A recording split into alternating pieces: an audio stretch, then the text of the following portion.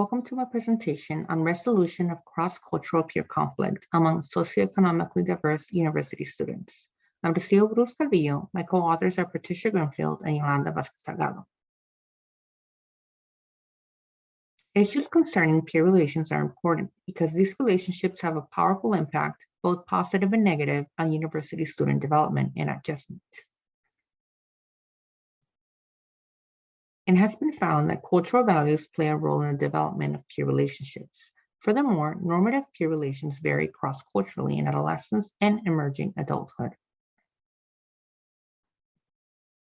Our research program investigates the role of cultural values in peer relationships and adjustment during the transition to university and how this affects sense of belonging in the university environment. Sense of belonging in the university setting promotes successful adjustment to life in the environment.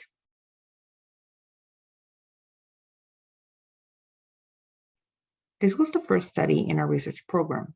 In this qualitative study, we analyzed discourse data from a series of focus group discussions. At a university, first-year students all live in dormitories on campus where they are assigned to live with roommates. Often, the roommates are from different ethnic and socioeconomic backgrounds. We found that the collectivistic cultural values of first-generation university students from immigrant families originated in Mexico and Central America conflicted with the more individualistic values of their roommate peers. Many students from these immigrant backgrounds were disturbed by individualistic behavior on the part of their roommates. One form of cultural conflict or mismatch experienced by the Latina and Latino students was the failure of a roommate to reciprocate. Lack of reciprocation meant that students gave or offered a material item or a service to their roommates, but did not receive anything in return. Here is an example. I'll volunteer to do things for you because I understand we all need that helping hand, So I do that, but then when I don't get it back, it's just like, I'm gonna stop. I'm not going to do it anymore. Try to give someone else something, but they don't. We had math and we were both taking. She had one resource that I needed and she heard me struggling for it and she didn't do anything about it. We also investigated how such conflicts were resolved. We thought that first-generation university students, mostly from Mexican immigrant backgrounds, might try to resolve such conflicts by engaging in modes of conflict resolution aligned with their collectivistic values. One collectivistic mode of conflict resolution is the maintenance of interpersonal harmony, where the goal is to preserve harmony and avoid confrontation. A more individualistic mode of conflict resolution is to be explicit about the problem, where the goal is to resolve the issue at hand through explicit discussion, or in other words, confrontation.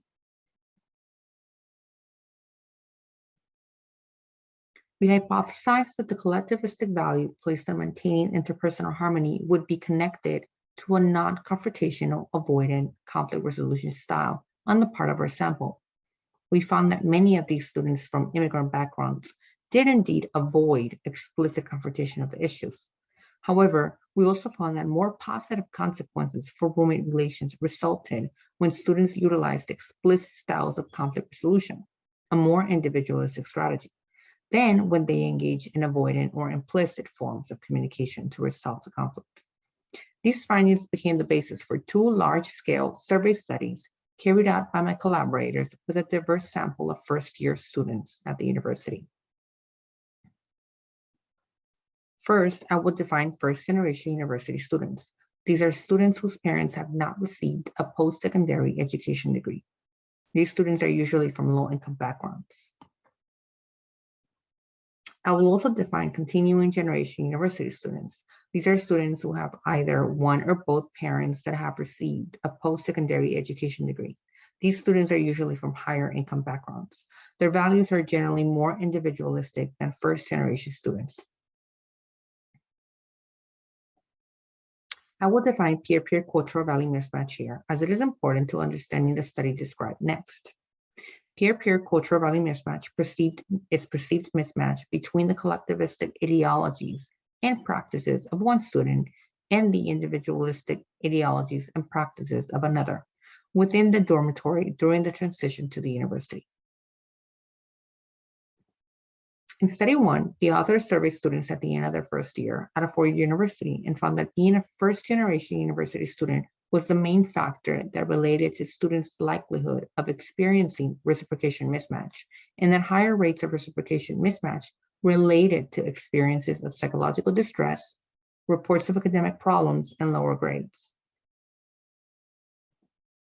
In study 2, my two co-authors and their collaborators surveyed roommate pairs and found that social class differences in parental education among dormitory roommates played a role in students' experiences with reciprocation mismatch, with students of lower parental education than their roommate reporting significantly more mismatch than the roommates and more academic problems during transition to the university, but only for first-generation students, not for students whose parents had more education than their roommates. Together, these findings suggest that first-generation university students, particularly those with significantly lower levels of parental education than their roommates, are susceptible to experiencing peer-peer cultural value mismatch, leading to more academic problems. Combining the data from these two studies to make a larger sample, we are going to address some new questions. Our qualitative study suggested the superiority of an explicit mode of conflict resolution for improving roommate relations. Our current study asks whether the positive effects of explicit mode of conflict resolution generalizes to a large, diverse sample of university students. 3 questions guide our current study. Is the explicit mode of conflict resolution associated with better peer relations between roommates? Are positive roommate relations a significant factor in minimizing psychological distress? And do positive roommate relations and lower psychological distress lead to a sense of school belonging? We hypothesized that first-generation status would be linked to collectivism, and that collectivism would be associated with harmony-maintaining modes of conflict resolution. We predicted that the explicit mode of conflict resolution would be associated with greater satisfaction with roommate relations. We predicted that in turn, more positive relations with one's roommate would be associated with less psychological distress, and that lower distress would be a factor in a sense of belonging in the university environment. Our sample consisted of 221 undergraduate students enrolled in their first year of study at a 4-year university. The majority of participants were first-time freshmen who lived on campus in the dormitories. The mean age was 18 years old. Freshmen were recruited via flyers posted across the campus and social media, as well as through direct email.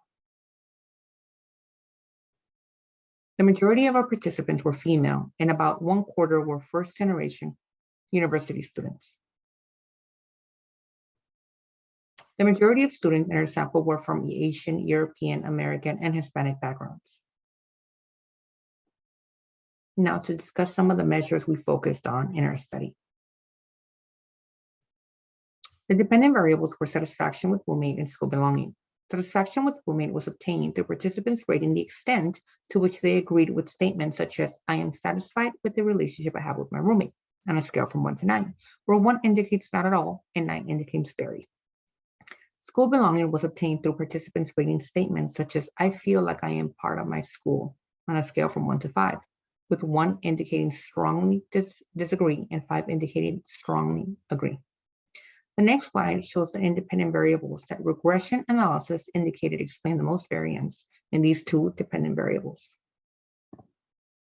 Parent education. Parents had no post-secondary education degree, first-generation university students, or had post-secondary education degree, continuing generation university students. Attitudes to a school that expressed collectivistic culture was obtained through participants rating statements such as, I decided to attend university so that I can help my family out after I'm done with the university, on a scale from 1 to 5, with 1 indicating strongly disagree and 5 indicating strongly agree. Psychological distress was obtained through participants rating how many times on average they felt uneasy or sad, for example, during the first year at the university. Mode of conflict resolution was obtained through participants answering how they solved conflicts with their roommates, where 1 indicated, I didn't do anything about it, 2 indicated, I give them a sign or hint that it bothered me, but I didn't actually tell them, and 3 indicated explicitly communicated with them that it bothered me. Codes 1 and 2 were considered harmony-maintaining strategies. Code number 3 was, of course, the explicit mode. Now moving on to the results. Our hypothesized model was confirmed by the results of our analysis using structural equation modeling, with 1 exception. Statistical analysis indicated that collectivism had to be excluded from the model.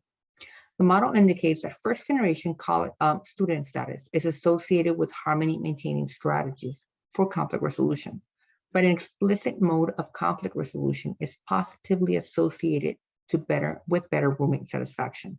Higher roommate satisfaction, in turn, is associated with lower psychological distress.